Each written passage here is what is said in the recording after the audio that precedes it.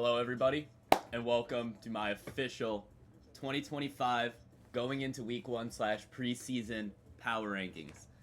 No, it's been a little bit. I wanted to wait till we get a couple things in. I know it's perfect time with the Terry extension now that just dropped. A couple other major things happened. We got a Brian Robinson trade, a couple other moves going. We got cuts going in the preseason right now. So I wanted to wait a little bit to do this, but here we are. Let's hop right into it. And at number 10, we're going to have Levitz's team. And as much as I did not, or this is technically 11, I'm not counting myself. As much as I didn't want to put Levitz here, I had to. He's been screwed over so much to start this year already. I mean, Brian Robinson getting traded to the 49ers to back up Christian McCaffrey, who looks healthy this year and looks good. That's going to kill him. Scatabo, I'm not a huge fan of. He got good news with Judkins, only to get more bad news with the NFL coming out and saying that they're still doing their investigation into Judkins. We don't know what's going to happen with that one. He might not sign until mid-season when that investigation's over. He might still get suspended from this. I have no idea what's going to happen. I don't think anybody has any idea what's going to happen. So Judkins is a huge risk. And who even knows, being a rookie, if he comes in year one and even has a major impact. Jalen McMillan, obviously just with a neck injury, going to be out till about week 9. I love Mason Taylor on his bench. I think that's going to be a good tight end to play come the end of the season. And obviously AR losing his job to Daniel Jones kills the backup quarterback situation on his team. And he's got good quarterbacks, but it's looking rough right now. He's got to make a trade for a running back. I mean, you can't go into week 1 with no RB2. It's looking bad right now, but it's his first year in the league. We'll see what moves he makes. We'll see how he does. We'll see how he adapts. But let's move on to our 10th ranked team. We got Scott. And I feel like this is almost an every year thing. Scott started off hot. I mean, I loved the Hurts pick. Waited, traded back, got Jalen Hurts. Great move. Garrett Wilson, that's where he kind of lost me there with that one a little bit. I mean, he's got the field stack, which is enticing, but that might be one of the worst stacks to have, in my opinion. Justin Fields is not a passer. He's a good quarterback for running upside, but if you're trying to stack him with a receiver, you're looking iffy there. Not a huge fan of Jacoby. Really don't like Jacoby. Every year I don't like Jacoby Myers, but he is consistent, so he'll make me bite my words there. Deebo Samuel is a guy that's very interesting to me. I think Deebo Samuel can have a great year in that offense, even with all the allegations, fat suits, whatever the fuck you're saying about him. I think Deebo could still have a pretty good year. But the Terry extension just hitting right now kind of made me look back on his depth a little bit, not look too highly on it. He's got Caleb Johnson down there, good rookie running back, potentially a good pick. Charbonnet, but you can't start Charbonnet K9, but he's got the handcuff, which is huge. It's a good backfield to own. No QB2. I like Xavier Legette down there on that bench. He's going to be a good option. I've heard some things about Adam Thielen getting traded. Even if he doesn't get traded right now, that rumors mean that he's going to be on the block. The team's going to need a receiver. They're going to look at Adam Thielen. I think he's going to get moved. So by the end of the season, you're looking at a 1A, 1B potentially with McMillan, Legette, both first-round receivers. I think McMillan's good, but I think Legette, I think he's going to have a role in that offense. And Tyler Lockett's a sneaky play down there. I've heard a lot of good things about Alec Amador, the guy from Stanford, but Tyler Lockett still could have a role in that offense. He's a great player, so who knows what happens there. But right now I've got Scott as my 10th ranked team going into the season. And at number 10, this might be a little bit of a shocker to you. I've got Prince. Yeah, I got Prince. McCaffrey, really, I don't know what to think about that backfield anymore. I like Nick Chubb. He's going to be good for a couple weeks. Who knows what's going on with Joe Mixon, but I mean, it's an end of the season thing. You're not going to get him towards the end of the season. Garendo's essentially a useless backup now with Brian Robinson. You've got no other depth really on that bench. Besides a couple young dudes. Stafford's injury potentially. Who knows? I think he's going to play week 1, but I don't know. And then you've got Ayuk. I mean, Ayuk will come back, potentially take that last flex spot from you. But it's Ayuk who probably won't ramp up until week 10, 11 after he comes back. If he comes back around the week 5 still, who knows if he's going to help you make the playoffs. And that's the biggest thing. Are you going to make the playoffs with this team? I don't know. He's got the best running back core in the league until McCaffrey. But, I mean, week 1 could come around and you could see Brian Robinson get 3 carries because the 49ers are not paying him. And you come around and see Brian Robinson get 3 carries and do absolutely nothing. And McCaffrey comes in the game with 15 touches as a running back, 15 touches as a receiver, puts up 30 fantasy points, and everybody's going to look at Prince as a genius this year until he gets hurt or until Brian Robinson gets touches. But I mean, McCaffrey's just such a risky pick. I was personally going to dig him with the 9th pick in my draft, and then Brian Robinson got traded like 4 hours before it, and I literally traded up to pick 5. I swapped picks. I was like, I don't even want to do this anymore. I personally can't. I like his quarterbacks. He waited really long and got Purdy and Love. I love Tyler Warren, Hockenson. I think he's got the best tight end room potentially in the league with that stack. I don't know if anybody else off the top of my head has a good 1-2 punch at tight end like that. I think Alec does. But I mean, this is it's a good squad with minimal depth that I'm not going to count it out because the running backs are so good that it could carry this. And with more flexes, you need more running backs. But right now, he's my 9th ranked team, which is going to lead me into my 8th ranked team, which is 3-time winner, Tyler. I thought Tyler went with a lot of readable picks this year. It was almost too easy to read Tyler, which I don't like, honestly, because I usually don't really get a good read on him. But, I mean, he went with some guys that, I mean, you've got Worthy and Kelsey in that Chiefs offense with Mahomes. It's a great offense to have. I don't know if I'm a huge fan of having 2 players, both receivers, in that same offense. And I would have rathered. Obviously, I'm not a huge fan of Pacheco, but maybe like a QB running back wide receiver stack or QB running back tight end stack that could have been more enticing. So I'm kind of limiting that because I feel the upside really isn't there because not one receiver can pop off every game. I mean, obviously both of them can, but Rice is going to come back at one point this season, and he's going to get his touches, which means both of those guys are capped, and you're capping yourself with 2. I love Malik Neighbors. I think he's going to be a beast. Love Devonta Smith. I think him and Pickens are going to be with Higgins as 3 elite wide receiver 2s this year. Maybe Odunze hits that category too. I don't know. I don't think so. I think what really hurts me with this team is Dalton Kincaid. I hate Dalton Kincaid this year. I've seen him around in multiple rounds and have waited to take Brenton Strange multiple times, which is funny because Tyler is Strange on his bench. And I give him a few weeks until I think that's going to be his starter. Or until Godwin or Najee come back. But, I mean, he's got Hampton, so Najee isn't really a starting play, more of a handcuff, which I like because he got good value on that. Love his quarterbacks. I mean, Mahomes and Stroud, 2 good quarterbacks. Got good value on Stroud, too. I mean, he's a reach a little bit, but Stroud's a good player. And Hampton. I mean, I was going to take Hampton. I like Hampton a lot. I think him and Gentry are going to be beasts this year. But taking both rookie running backs would have been too much. So I'm kind of glad Tyler took Hampton in front of me. But I think the Hampton pick is huge. I think he's going to be a beast this year, especially with Pirate Najee in that offense. I think Hampton's going to get so many touches. But in the grand scheme of things, I just don't know how I feel about this team. I mean, his flexes are Jalen Warren, Dalton Kincaid with Brenton Strange as his main depth, no backup quarterback. So that's where it kills me for me because I feel like there are a couple teams out there with some better starting lineups. And albeit maybe even not a better starting lineup, but with a lot better depth that, in my eyes, I think they've got a better team. So right now I've got Tyler at 9, but Tyler always somehow does something. He'll fleece Scott midseason, and we'll see what happens there. But going into number 8,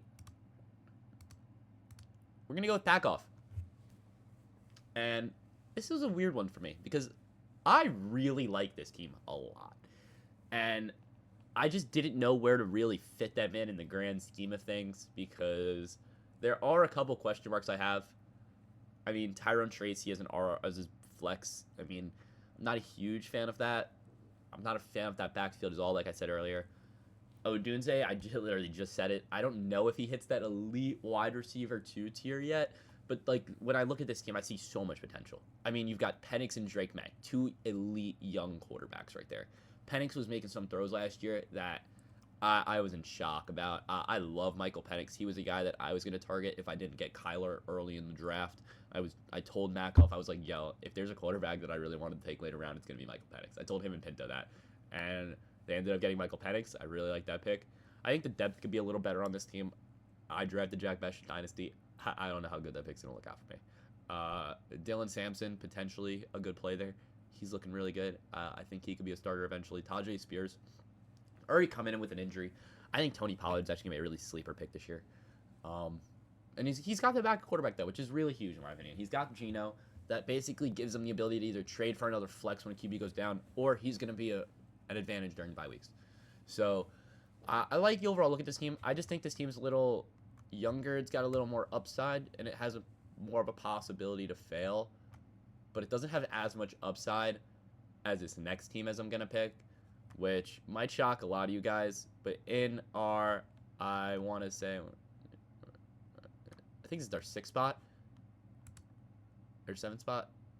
Gonna go Duck. And you got a lot of hate during the draft for this one. And 11 to 11.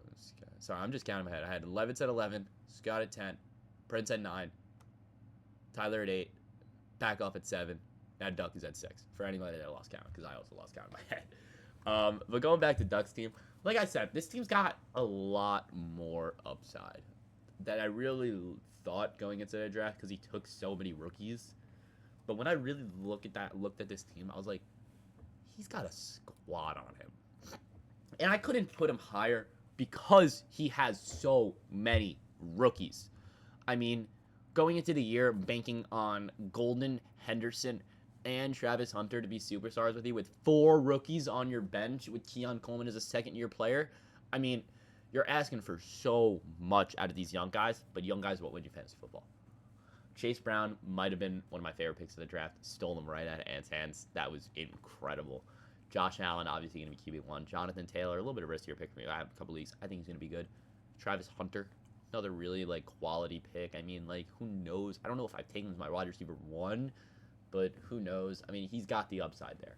Calvin Ridley, I am huge on this year. I think Calvin Ridley is going to have a massive season with Cam Ward. I love the outlook of that offense as him as a number 1. I think he's going to get fed. I think Cam Ward, even if they don't have a great season, he's going to want to know that Calvin Ridley's his guy. And he's going to be able to throw to Calvin Ridley when he wants to. And I love that. I think he's going to have a beast of a year, potentially a top 15 wide receiver in fantasy football. Great value there. He doesn't have a tight end, but he's got Jake the Nig. So, I mean, that's all you need sometimes. That's all you need sometimes. Henderson, great pick. I mean, I've seen Henderson go even higher than where he took him. So, I like that pick. I think the one rookie that really overdid it was Matthew Golden, which isn't even a bad pick. It just was like, you're doing too much now with the rookies. But, he held his own. He took his guys, and I respect that heavily because Golden's a good pick. I like Matthew Golden a lot. I think he's got the potential to be the wide receiver 1 of that offense. I really, really do. And I just think that, the depth isn't really there. And it's just with that weird one, like I said, with Packoff, almost like a 6. I'm not going to say 6'7", bro. Oh, my God. And I almost think that, they're in, that same kind of range of teams where, you look at Packoff, he's got a little more of, a floor to him, but, Duck has a little more of a ceiling on him. Where, both of these guys are in the same range. So, Duck and Packoff, you can both put yourselves at 6 if you want. And put the other one at 7 in your heads mentally if you want. You guys are almost the exact same in my eyes. I think you just got to hope on your guys to hit, really. And that's what everyone needs. But going to our 5th slot right now, we're going to go to Soria, the former champ. The former champ is here. And he's at number 5. Another top 5 team, another quality draft out of the boy. Got Burrow, Bucky, Jacobs, Judy, Laporta, Ricky, Goff, Addison, Loveland. He's got a squad on his team. A couple of things that scare me, though, that I can't put him higher for. That Chuba Hubbard pick. I don't know how I feel about Chuba.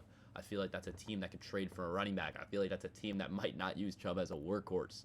I also don't know how I feel about Jerome Ford. He has no other Browns running back that kind of lets him use Jerome Ford. Sure, Ford might have a couple of weeks, but the Browns are already in the RB market. They were one of the people in on Brian Robinson Jr. Who knows who else they are looking for in that offense to add, And, again, it's a bad offense. Joe Flacco is the starting quarterback. So, like I said, I don't know there. You don't really have much depth outside of that, to be honest. You've got Cedric, solid play. Colston, solid play. Addison will be there a bit. But, Shaheed is starting for you, too. I kind of glossed over that. I'm not a Shaheed guy. So, you get Addison as your wide receiver, too, and he's healthy. You can put Loveland in on your bench over Ford. But when I look at that, it's a good squad. Do I think it could be the best in the league, though? I don't know. If Chuba pans out, you could be there, though. Got that. Be right there up top. But what really sells me is Bucky Irving, baby. Bucky was my guy. I love Bucky Irving. He's going to be a beast this year. Josh Jacobs is going to be a beast this year. Jared Goff's going to be a beast this year. Joe Burrow's going to be a beast this year. And I love the Ricky pick. I think he's got a lot of good quality talent. Good quality talent. That's why I'm putting him at that 5th slot. But there are some better teams. Like our number 4 slot. Riley. At the number 4 slot, I'm putting Riley. And there's a couple reasons because of this. I think his team might be the best on paper, in my opinion. I mean, Bo Nix, Prescott's your quarterbacks. Got A-Chain, Pacheco, Lamb, Rice, Kittle, Shakir. Got Diggs. Joe Mixon is your other flex. Trey Benson on your bench. Thielen on your bench. Eckler on your bench. You got Afton Chisholm on your bench. Keenan Allen on your bench. I mean, he's got a solid... I'm going to gloss over Marvin Mims. I don't give a fuck. He is not going to be a wide receiver 2. He is not going to touch 100% routes run.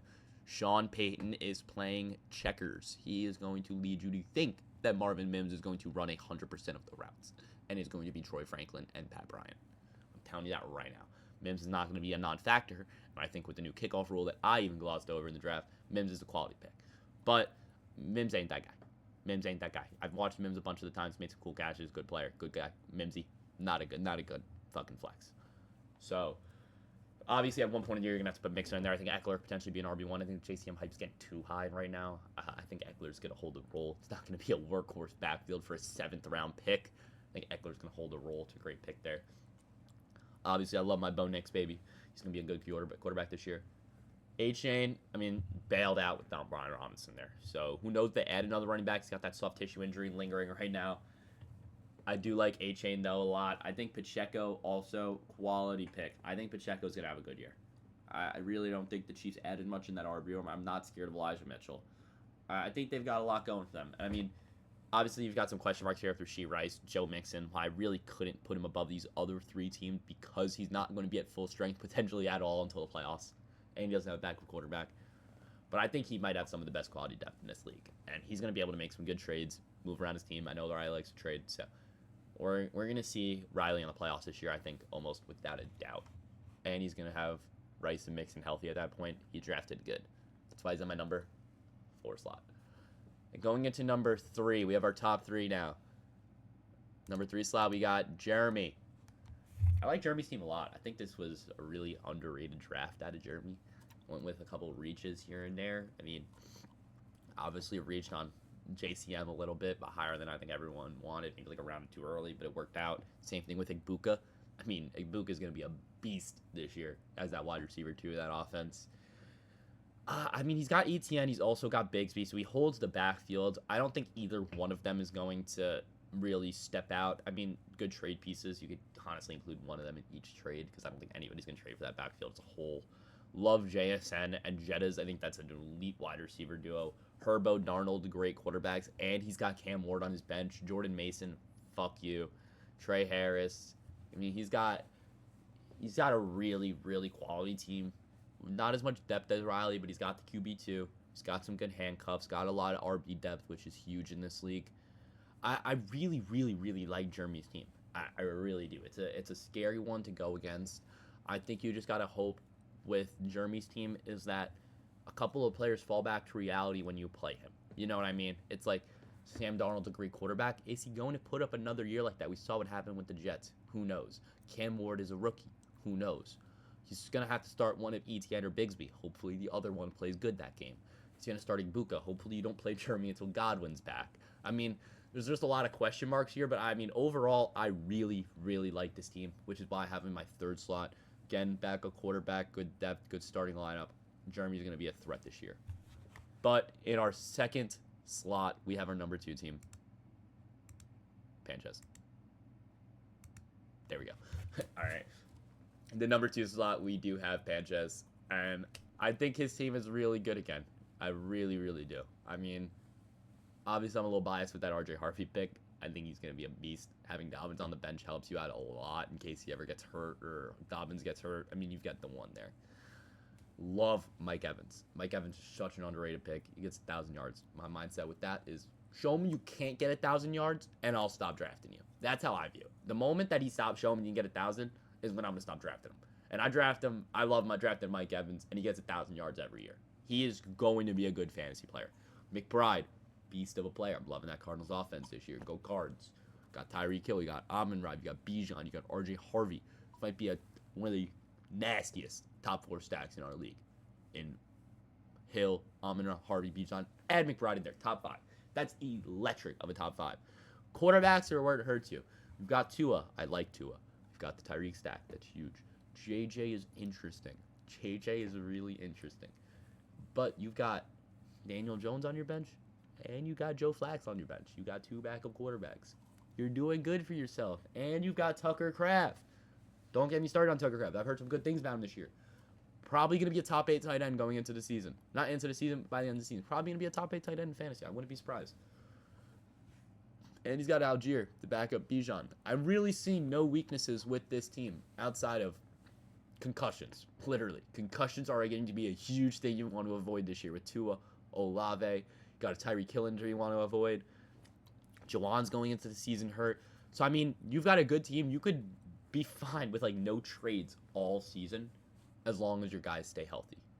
Which is why I have you at the 2 slot. I mean, I'm not doing these off of injuries right now. I mean, I don't know who's going to get hurt. I don't know who's not. Right now, I'm looking at your team, and I see a number 2 ranked team right now. And I really like it. But, sadly enough, this pains me to do it. But in my number 1 slot, and I think it's better than the whole league right now. I think he has the best draft. We got Alec. I hate to do this. I think Alec absolutely killed this draft. I don't think there's another team that's better than Alec. He traded up for Jaden Daniels. Great quarterback. He's got James Cook. Signs the extension right after. Great running back. Monty, one of the most consistent backs in the league. I love David Montgomery. Not going to really draft him because of the Gibbs thing. But if you got the balls to take, I mean, you're getting a quality player. BTJ. Beast. Feldman. BTJ. We got Drake London. Another beast. Drake London. Devontae Adams. Stole him out of my hand. Love Devontae this year. Njoku. Great pick. Ted McMillan. Not a huge fan. But Ted McMillan's there. He's a rookie wide receiver. Top pick. I mean, he could be a beast. Mark Andrews. I'm a big Mark Andrews guy. I like Mark Andrews a lot. But this is where he sells me with this team. He's got Josh Downs on his bench. I love Josh Downs. As much as I love Michael Pittman, I also love Josh Downs. I think both of them are going to be good this year. Javonte Williams. He's got an RB1 on his bench. I'm hearing nothing but good things from Javonte at a Cowboys camp saying he's going to be that RB1 there. It's a great pick. You've got Russ and Dart. I mean, you've got that Giants quarterback room now because Jameis ain't it. So that's huge. And you got Tyler Shuck, who I think is going to be the starter at some point this year and hold on to the job, even if Rattler gets the first 2 to 3 games. Shuck is the guy there. And you've got Romeo Doubs. It's an underrated pick. I could see Dobbs getting traded somewhere and having a big role, just because I like Romeo Doubs a lot. But right now, I think the biggest question mark with his team would be QB2. He's got Bryce Young. Not a huge fan of Bryce Young. But it doesn't matter to me as much when you have 3 quarterbacks you could play there off of matchup between Shuck, Russ Dart, and Young. So you could just mix and match on matchup and get your guy there.